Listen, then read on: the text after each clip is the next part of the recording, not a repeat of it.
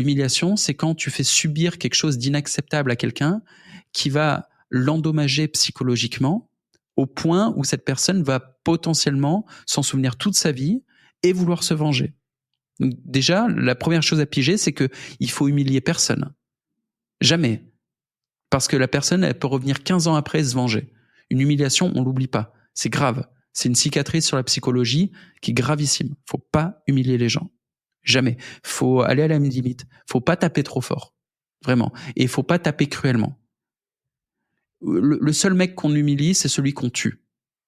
Quand tu humilies quelqu'un, c'est que t'es prêt à aller jusqu'au bout et le détruire.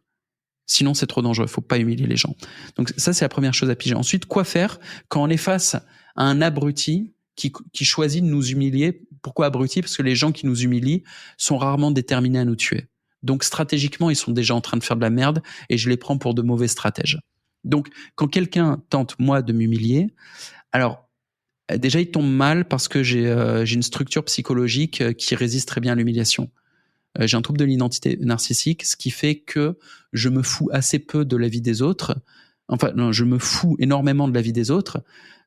Quoi qu'il se passe, quoi qu'on pense de moi, j'ai confiance en moi tout le temps. C'est pour ça que j'ai pu faire du spectacle de rue, c'est pour ça que j'ai pu faire du porn, c'est pour ça que j'ai pu avoir des projets entrepreneuriaux très risqués. Je me fous un peu de ce qu'en disent les gens. Et c'est pour ça aussi que j'ai pu me casser de mon pays. Je me foutais de ce que disaient les gens. Il y en a plein qui m'ont reproché d'être parti de France. Je m'en fous, complet. Donc, quand quelqu'un essaye de m'humilier, quand il essaye d'endommager ma réputation et d'endommager ma psychologie sur l'idée que je me fais de ma réputation, ça marche peu sur moi. Donc, généralement, je comprends ce qu'ils sont en train de faire et je réagis de la meilleure façon. La contre-attaque à l'humiliation, c'est le rire. Quand quelqu'un essaie de m'humilier, je lui ris au nez.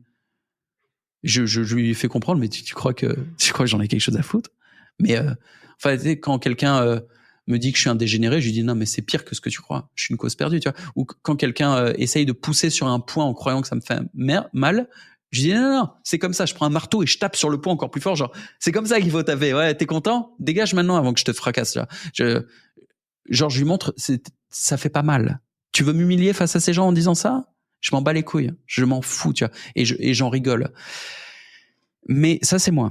Et tout le monde, en fait, n'a pas cette structure psychologique qui a ses avantages et ses inconvénients. J'en joue. Je joue de mes spécificités à mon avantage, ce qui est normal. Ça s'appelle la stratégie.